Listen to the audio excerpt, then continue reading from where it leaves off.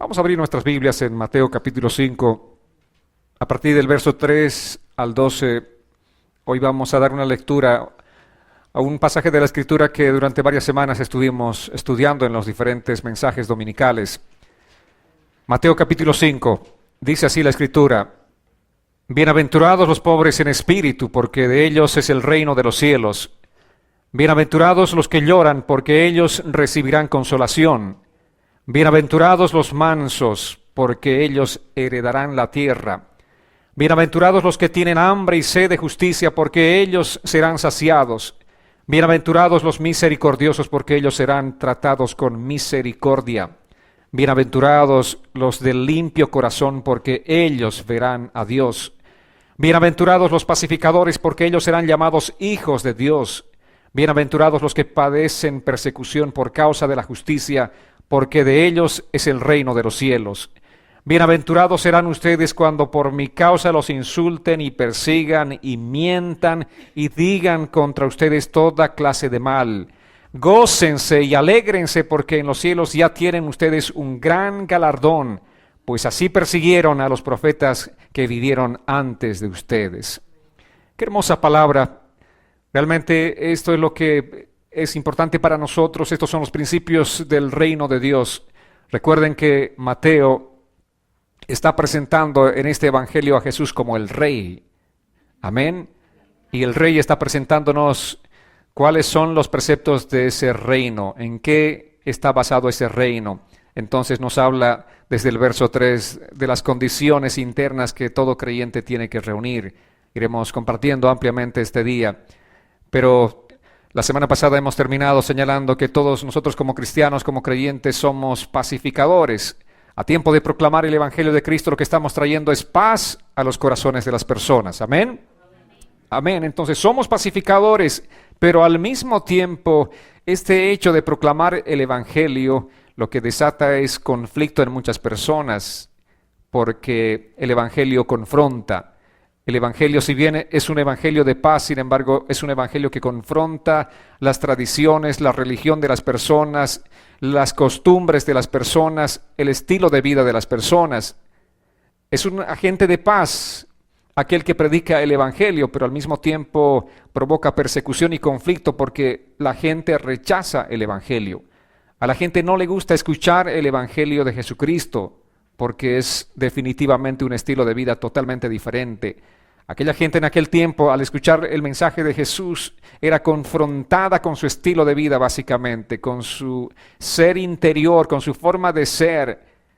En otras palabras, nosotros como cristianos nos convertimos en amigos de aquellos que aceptan el Evangelio o en enemigos de aquellos que rechazan el Evangelio.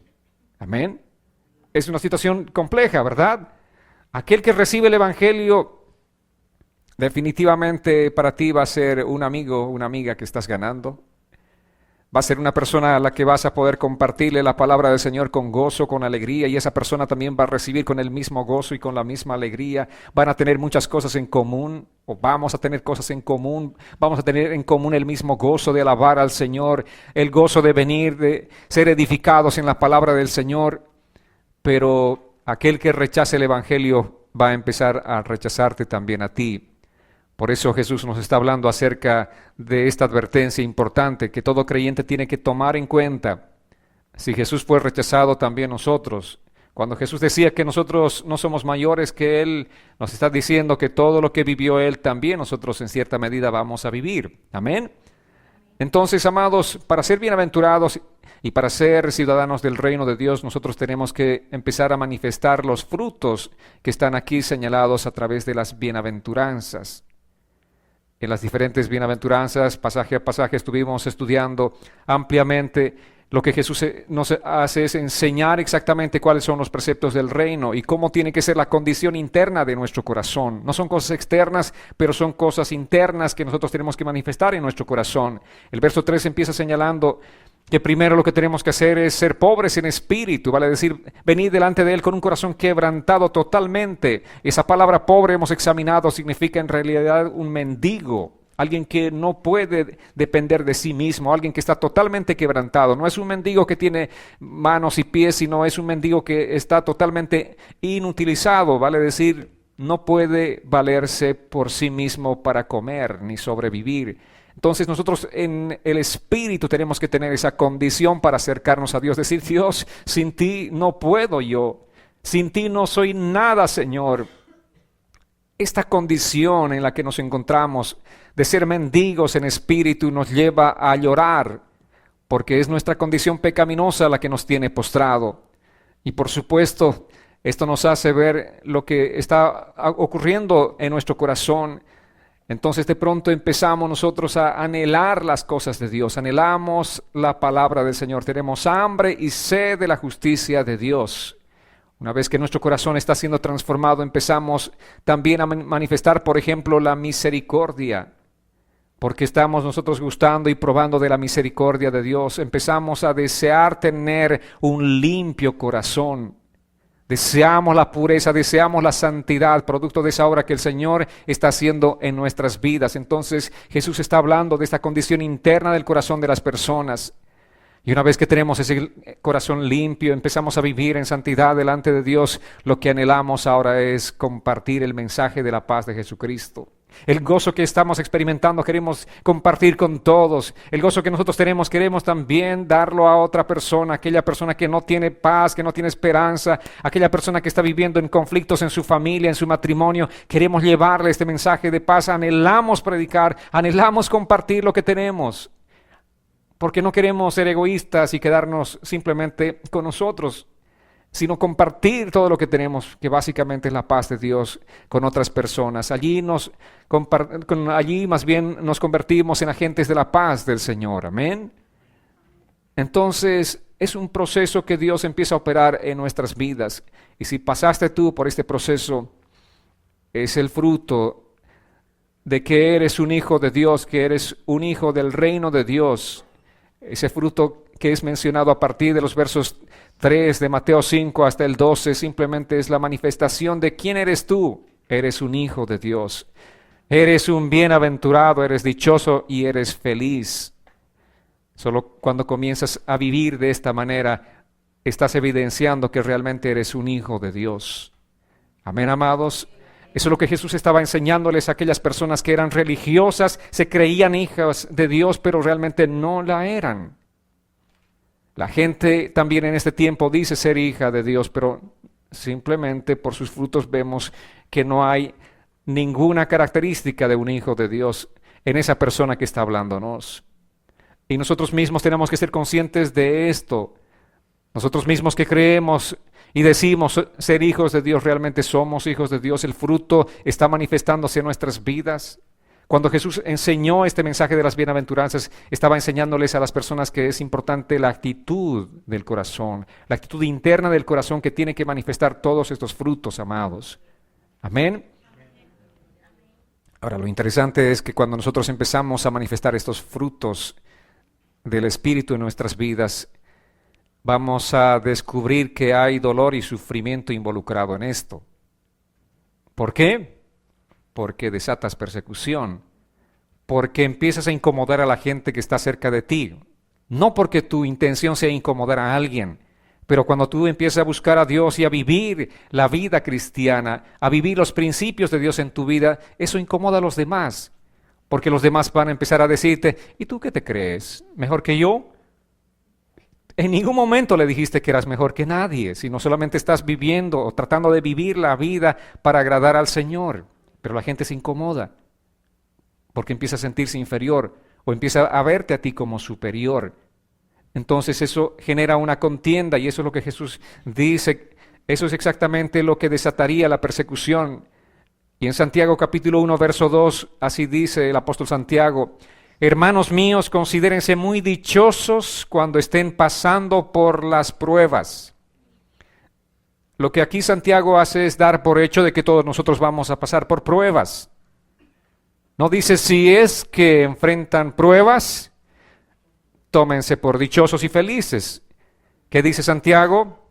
Hermanos, considérense muy dichosos cuando estén pasando por diversas pruebas. Si no estás pasando, es simplemente cuestión de tiempo. Vas a pasar las pruebas. ¿Cuándo? No es si, es que, sino cuando tú pases las pruebas.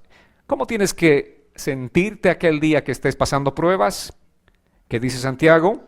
Dichosos, felices, bienaventurados, que también significa la misma palabra. Y en 1 Pedro capítulo 5, verso 10 dice así la Escritura: pero el Dios de toda gracia, que en Cristo nos llamó a su gloria eterna, los perfeccionará, afirmará, fortalecerá y establecerá después de un breve sufrimiento.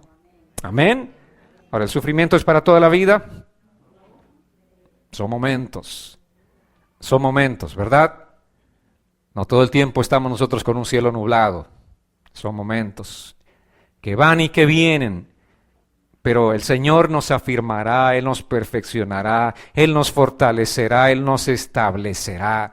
Porque el propósito de las pruebas es ese: fortalecernos, establecernos, hacernos firmes, fuertes, cristianos sólidos, caminando en el camino del Señor.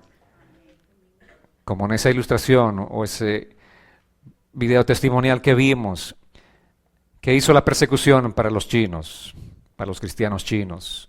¿Qué provocó la persecución para ellos? ¿Debilitamiento o fortaleza? Tremenda persecución, mucho sufrimiento, pero en lugar de debilitarse, fueron fortalecidos. Lo mismo aconteció con la iglesia primitiva. Las persecuciones no debilitaron a la iglesia, sino que la fortalecieron. A pesar de que mataban millones de cristianos, la iglesia seguía y seguía creciendo y creciendo. Y no había ninguna fuerza del maligno que pudiese detener el crecimiento de la iglesia. Amados, pero esto es para aquellas personas que tienen sus ojos puestos completamente en Jesús y no en las circunstancias. Y Jesús nos está enseñando este día que nosotros tenemos que poner nuestra mirada en Él.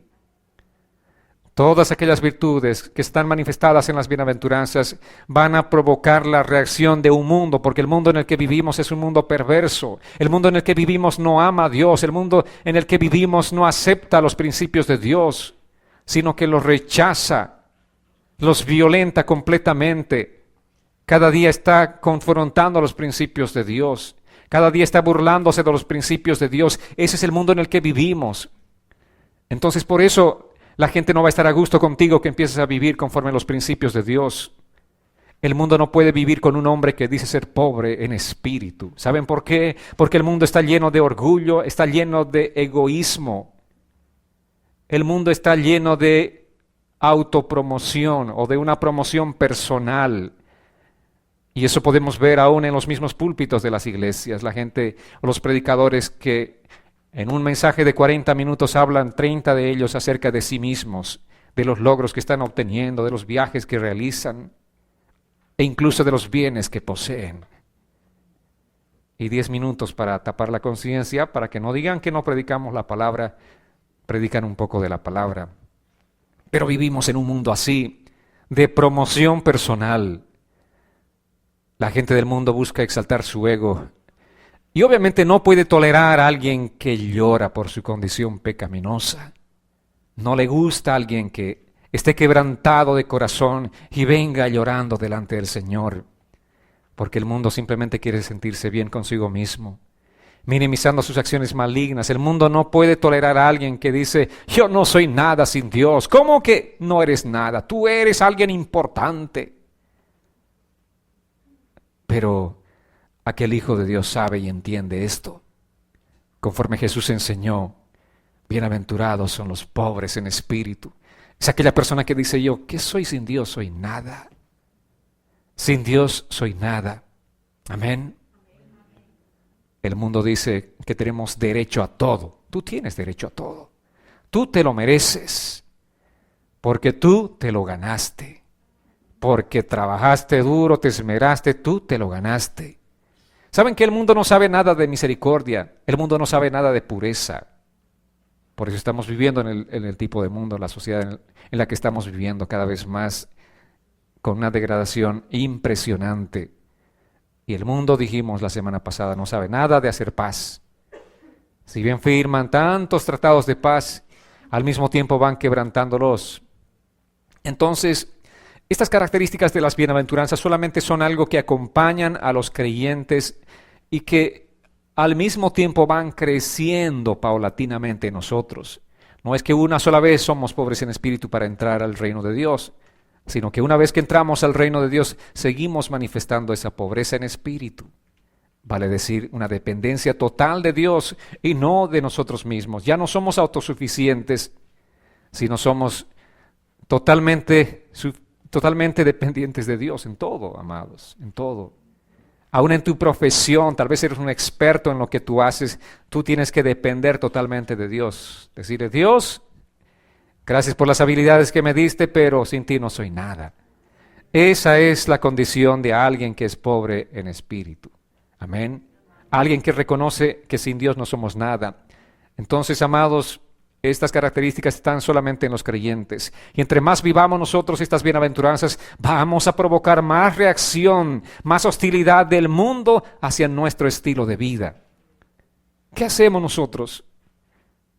¿Por qué hacemos lo que hacemos? ¿Por qué vivimos los principios de la palabra de Dios? Yo les pregunto a ustedes, ¿por qué viven? ¿Por qué prefieren vivir todos los días de su vida conforme a los principios de la palabra del Señor? Y tengo una respuesta. Porque amamos a Dios. Porque amamos a Dios, nosotros queremos vivir conforme a sus principios. Amén. Pero ¿qué pasa en el mundo? El mundo no ama a Dios. Obviamente, como no ama a Dios, no va a querer vivir conforme a los principios. Y no solamente que no van a querer vivir conforme a los principios, sino que se desata hostilidad contra aquellos que sí quieren vivir conforme a los principios de Dios. Es lo que acontece, ¿verdad?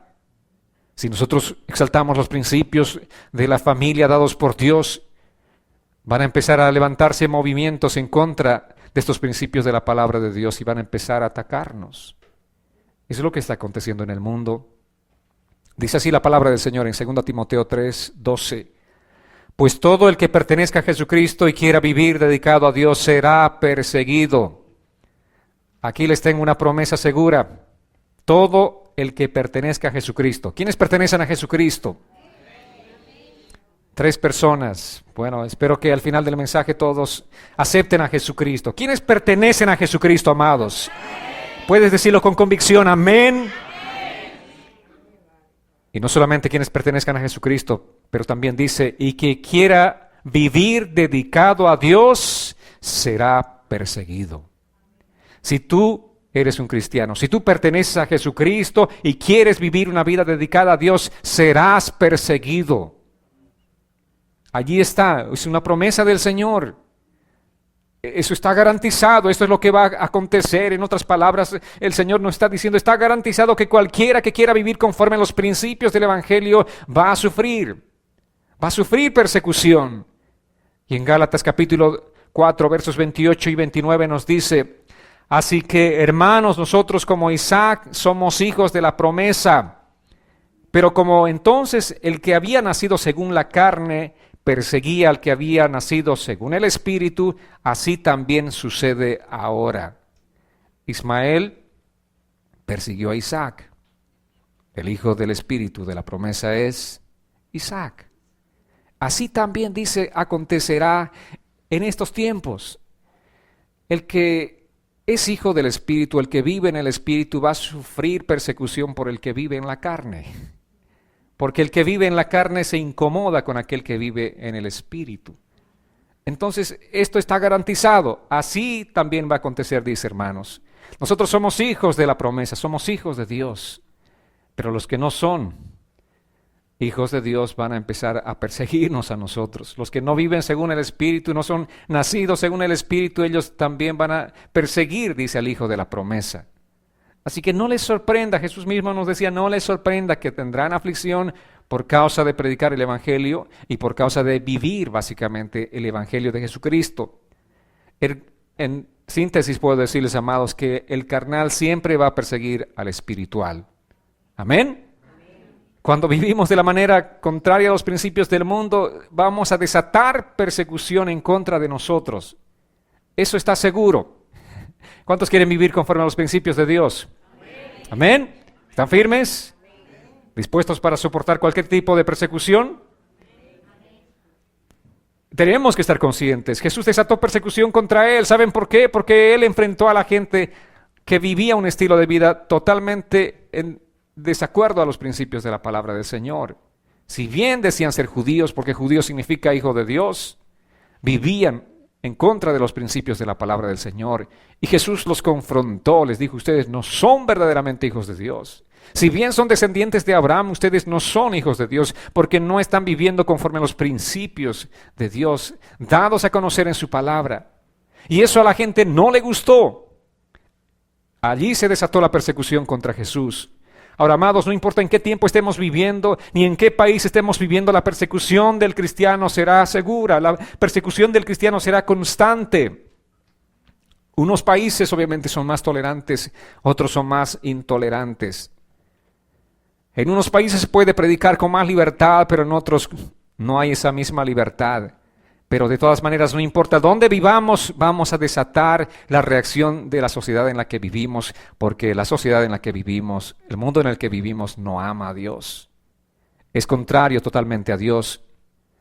Por eso los cristianos que viven obedientes a la palabra, donde quiera que estén, van a provocar la molestia del mundo y la molestia de Satanás. Vamos a provocar la reacción, la ira del enemigo va a manifestarse. Siempre ha sido así, amados, así es y así será. Eso no va a cambiar. Muchos piensan que la actitud del mundo respecto al cristianismo ha cambiado. ¿Saben qué? Es una mentira del diablo, eso no ha cambiado.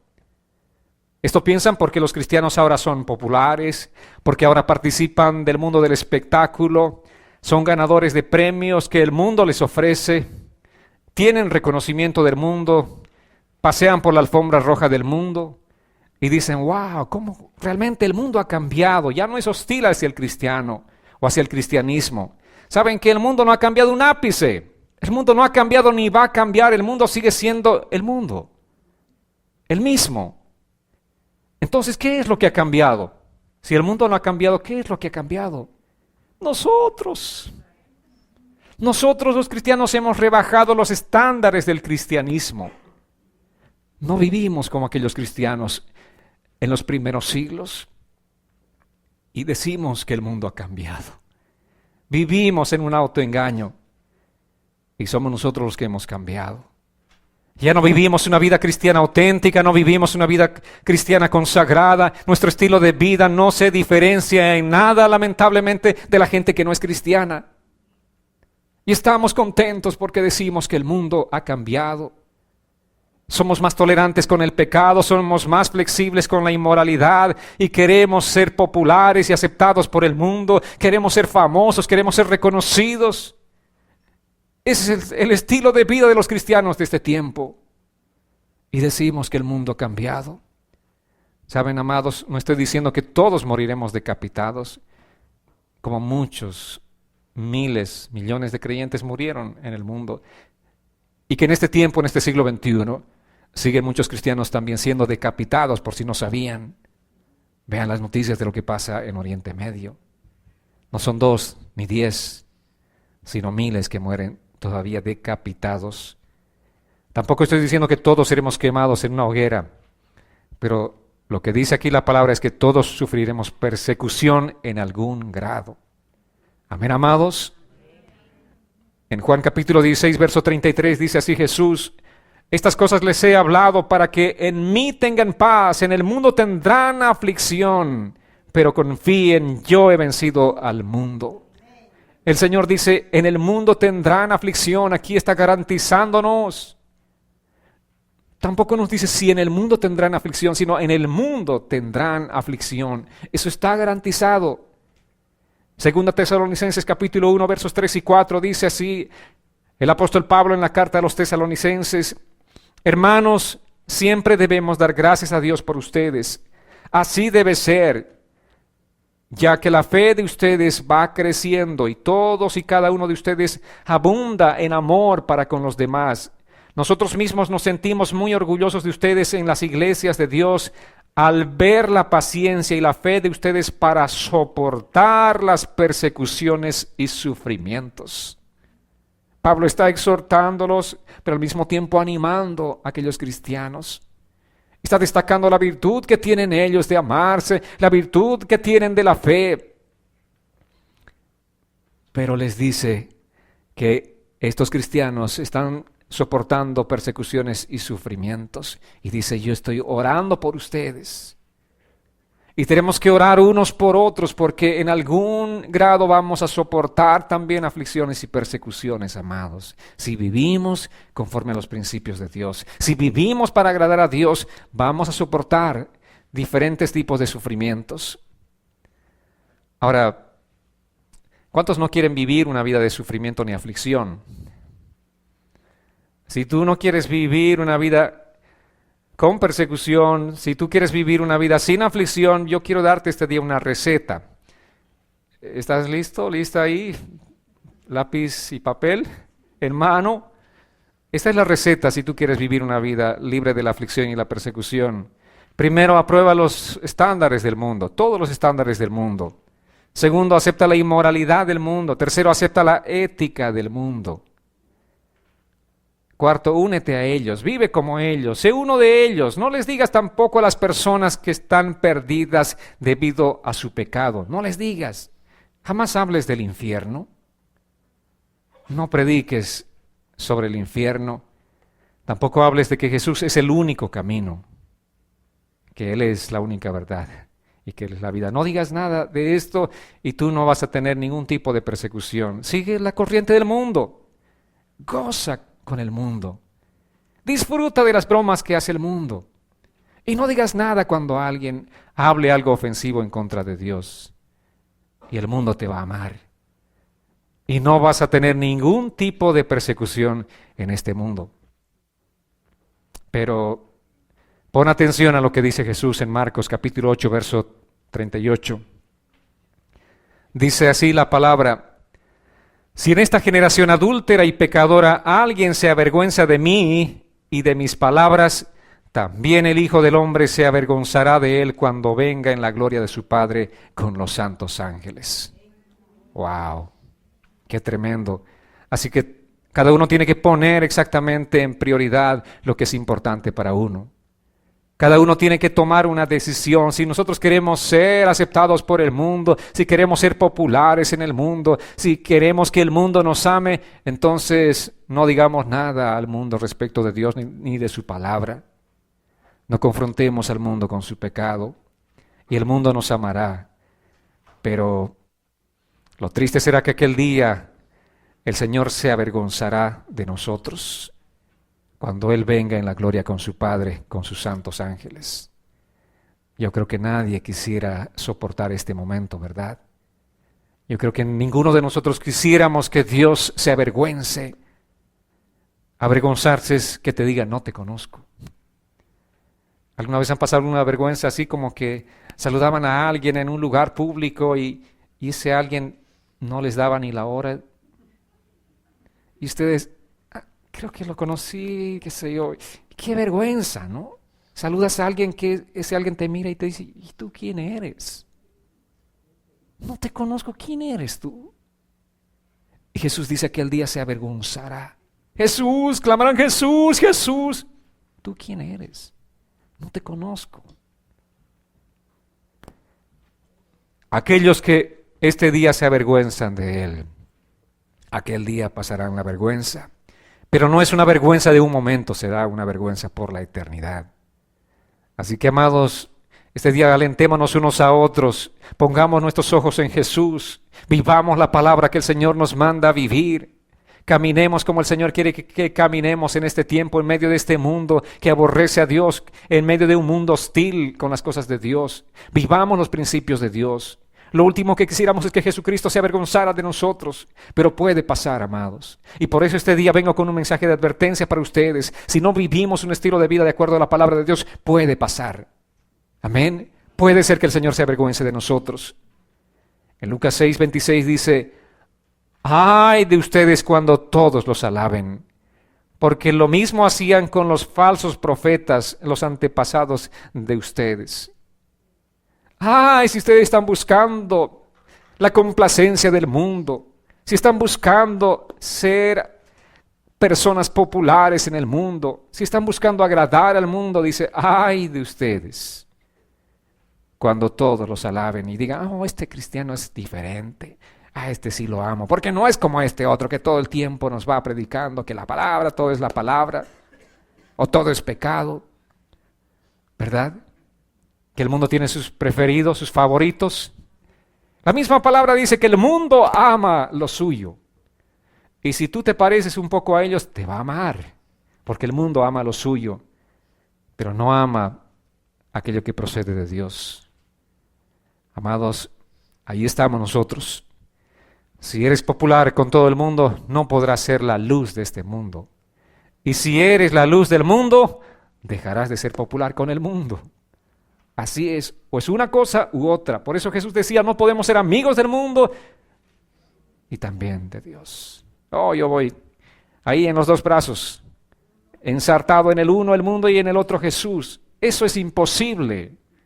Es simplemente imposible. No puedes ser amigo del mundo y al mismo tiempo amigo de Dios. Si eres amigo del mundo, eres enemigo de Dios. Si eres amigo de Dios, eres enemigo del mundo. Amén. ¿Qué van a decidir este día? ¿Ser amigos del mundo o de Dios? Espero que realmente consideremos ser amigos de Dios, aunque esto nos valga ganarnos como enemigo al mundo. Debemos elegir si queremos recibir el reconocimiento del mundo y escapar de la aflicción ahora en este mundo. Tenemos que escoger nosotros, amados.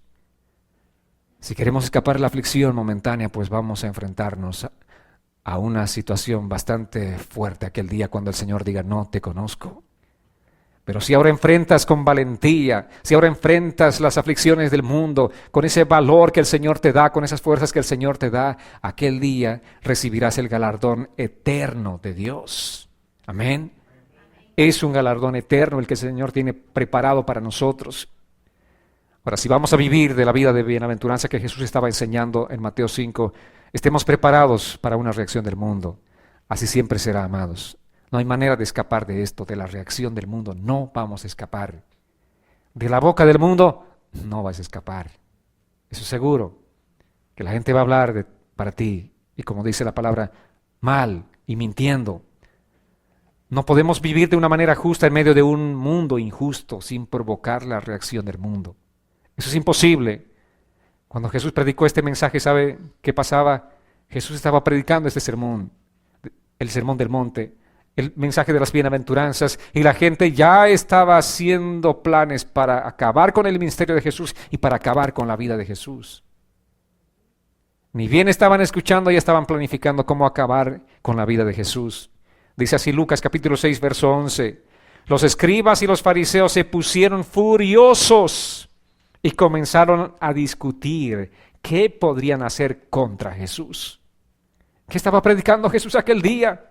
Estaba predicando el mensaje de la felicidad, de la bienaventuranza. Decía, bienaventurados los pobres en espíritu, bienaventurados los mansos, bienaventurados los pacificadores. Está hablando acerca de la felicidad que viene al corazón de las personas, producto de seguir estos principios.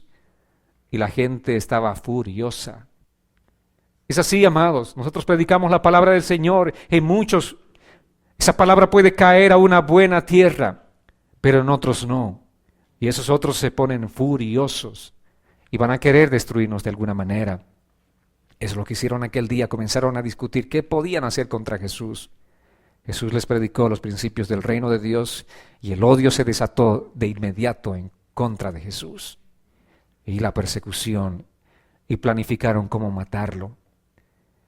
Los que desean ser cristianos y vivir conforme a los principios del reino de Dios van a enfrentar la oposición del mundo. Eso es lo que la palabra nos está diciendo. En diferentes pasajes compartimos lo mismo. Y esto tiene que estar claro para nosotros, amados. Los cristianos de los primeros siglos entendieron muy bien este mensaje de Jesús. Lo recibieron bien en sus corazones. Por eso enfrentaron ellos con valentía la persecución.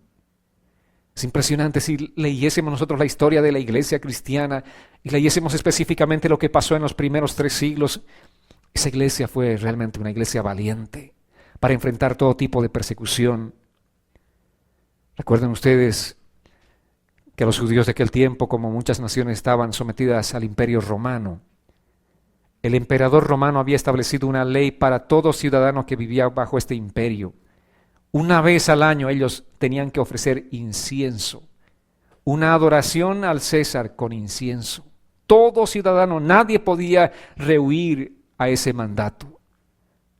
Nadie podía pasar por alto este mandato del emperador de ofrecerle sacrificios reconociendo a César como Dios, como Señor. No solamente una pleitesía, digamos, al emperador, sino ellos reconocían que César es Dios o Señor. Entonces, cuando una persona recibía el Evangelio de Jesucristo, estaba en serios problemas, porque sabía que el único Señor, que el único Dios es Jesús. Amén. La ley decía que cualquier persona que rechazaba obedecer este mandamiento del César iba a ser sacrificada. Eso decía la ley, la persona iba a ser ejecutada. No era cosa sencilla ser cristiano. Realmente uno tenía que ser muy valiente, saber a qué se estaba metiendo. Pero como dice el apóstol Pedro, los sufrimientos de este tiempo, amados, son leves, son pasajeros. ¿Cuántos años vivimos? Los más fuertes viven 80, 90 años. Eso no es nada comparado con la eternidad que viviremos junto con el Señor. Los sufrimientos de este mundo, dice, son leves en este sentido, amados. La vida de este lado es tan insignificante, realmente es tan corta. Es tan efímera. Veámonos nosotros en el espejo cómo envejecemos, ¿no? Es impresionante. Ayer pensaba que era adolescente, ahora no. Los años pasan rápido. Y nos lamentamos, ¿no es cierto? Un poquito de melancolía y todo eso cada vez que nos asomamos al espejo. Pero nuestra vida en este mundo es muy pasajera. Es muy corta, amados. Por eso dice el apóstol que nosotros tenemos que entender que el sufrimiento es leve en ese sentido. Pero si nosotros vivimos por la causa de Cristo, si vivimos como aquellos cristianos, no importa si tenemos que enfrentarnos a la muerte, vamos a enfrentarnos, porque la ganancia nuestra será vivir eternamente con el Señor. El galardón eterno de parte del Señor. Y así es como los cristianos de aquel tiempo ofrendaron sus vidas por la causa de Cristo. Ellos no dieron la espalda a Jesucristo. Les costó su propia vida. Su único crimen fue creer en Jesucristo. Y por eso enfrentaron torturas, muerte y una terrible persecución.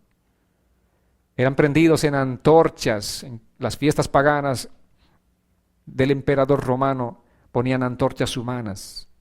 Hombres, cristianos, cientos o miles en antorchas eran encendidas en fuego. Entre tanto, César y toda su gente se deleitaban, disfrutaban. Los cristianos estaban siendo antorchas humanas. Morían de esa manera por no proclamar, por no confesar que César es Dios. Solamente por creer que Jesús es el único Señor. Amén. Entonces, el asunto del cristianismo es un asunto bastante serio.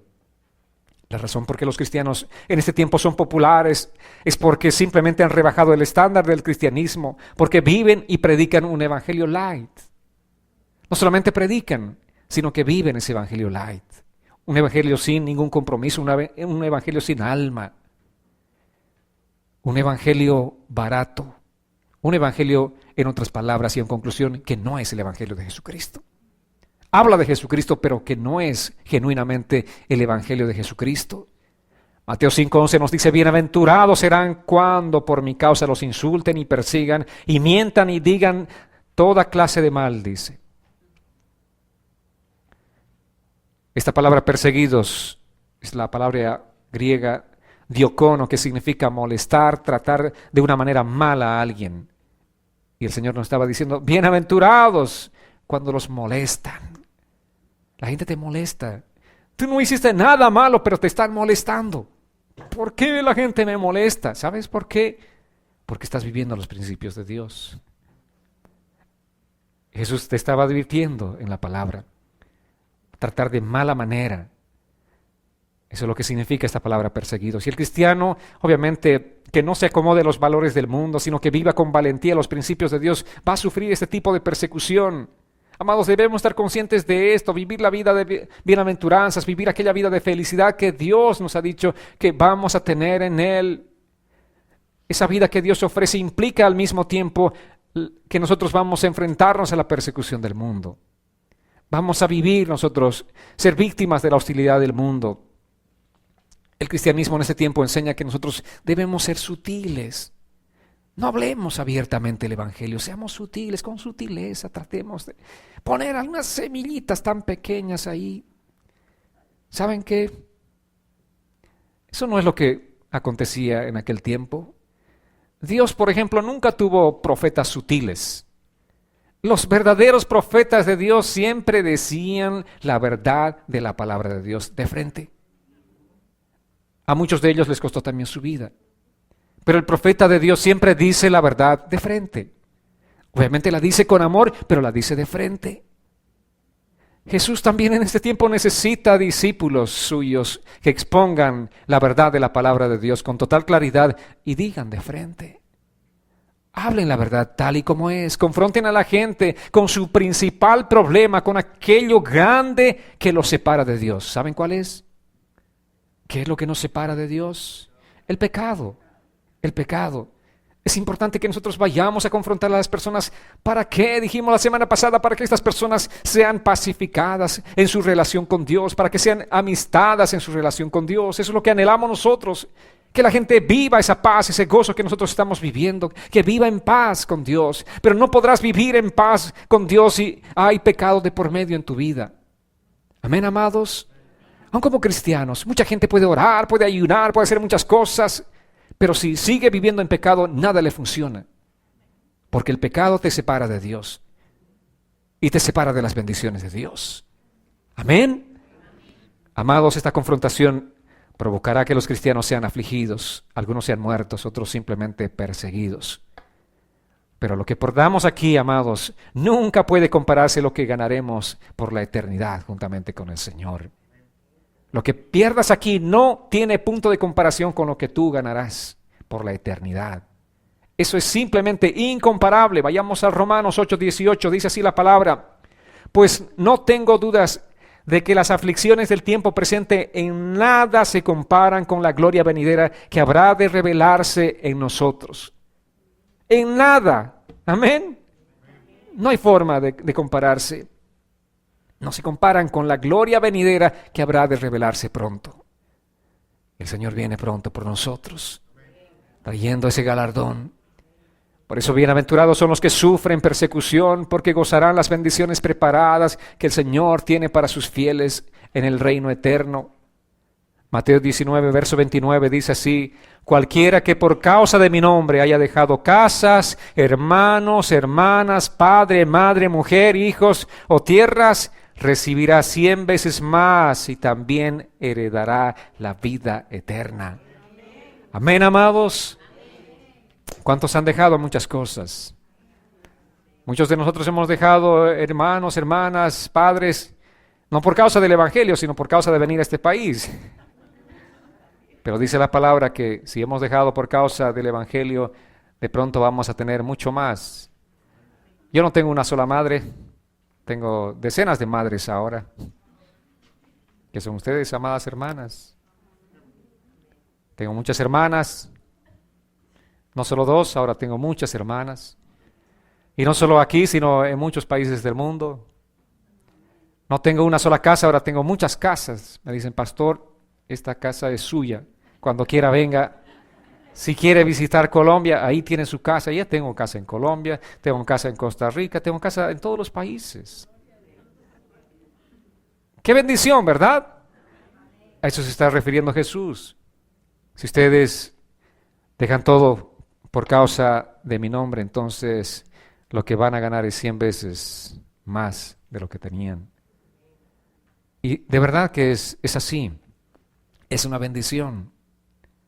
Cuando uno realmente da su vida por causa del Señor. Por la gracia del Señor viajé a muchos países. No voy a recordar uno, o no voy a olvidar más bien uno de ellos. Una cortesía, pero increíble que recibí en Perú. Recibido en una casa, una familia, jovencitos ellos, recién casados. Impresionante el amor y tanta gentileza recibida en esa casa. Y en muchas de las casas en diferentes países, en diferentes lugares. Es realmente maravilloso dejar todas las cosas por causa de Cristo, porque es ganancia, amados. Donde quiera que vayamos, tenemos familia en el Señor. Donde quiera que vayamos, tenemos hermanos, tenemos hermanas, tenemos madres, tenemos padres. Amén. Es una bendición. Por eso Jesús decía, gócense y alégrense, porque en los cielos ya tienen ustedes un gran galardón. Gócense y alégrense, pues así persiguieron a los profetas que vinieron antes de ustedes. Hay un precedente, no son los primeros en sufrir, ni son los últimos, ni serán los últimos, sino que todo aquel que toma el nombre de Dios en serio, todo aquel que abraza la fe del Evangelio de Jesucristo, va a sufrir persecución, va a sufrir el rechazo, el menosprecio del mundo. Pero qué hermoso, por una parte sufrimos eso, pero por otra ganamos hermanos, ganamos familia. Ganamos gente que nos ama, gente que jamás has conocido en tu vida, pero que es tu hermano, tu hermana en Cristo y que te ama, que ora por ti, que te va a dar un vaso de agua fría o de un café caliente, una comida deliciosa. Ese es tu hermano, tu hermana. Estás ganando. Esa es la ganancia, amados, que el Señor está diciendo que nosotros estamos obteniendo por causa de Cristo. Amén. Hay un gran galardón. Esta palabra o esta frase, gran galardón, significa también algo enorme. Nos habla algo de una inmensa plenitud. Está hablando de esa grandeza de la recompensa. Tú eres perseguido y tienes una gran recompensa. Eres perseguido por la causa de Cristo y hay plenitud para tu vida. Hay una bendición grande, enorme de parte de Dios. Leamos finalmente 2 Timoteo, capítulo 4, versos 6 al 8. Dice así la Escritura, amados. El apóstol Pablo en esta carta al joven Timoteo le decía, yo estoy ya a punto de ser sacrificado y el tiempo de mi partida está cercano. He peleado la buena batalla, he acabado la carrera, he guardado la fe. Por lo demás, me está reservada la corona de la justicia en aquel día que el Señor me dará. El juez justo, y no solo a mí, sino que también a todos los que aman su venida. ¿Quiénes quieren recibir esa corona de justicia de parte del Señor? Todo aquel que ama su venida, dice. ¿Cuántos aman la venida del Señor? ¿Cuántos están preparando su corazón para la venida del Señor? Y escuchen esta frase del apóstol Pablo. Yo estoy a punto de ser sacrificado. ¿Qué es lo que hicieron con el apóstol Pablo? Sacrificado, ¿como qué? Como un corderito, degollado, sacrificado.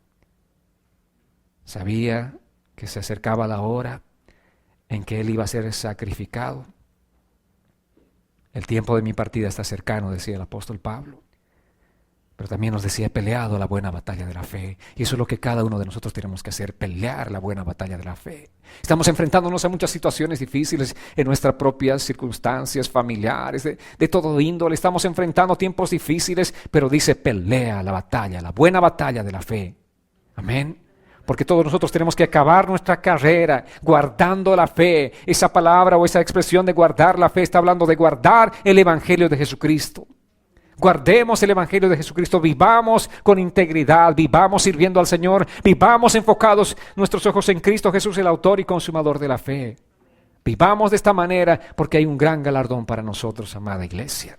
Quiero invitarles a que se pongan en pie, vamos a orar.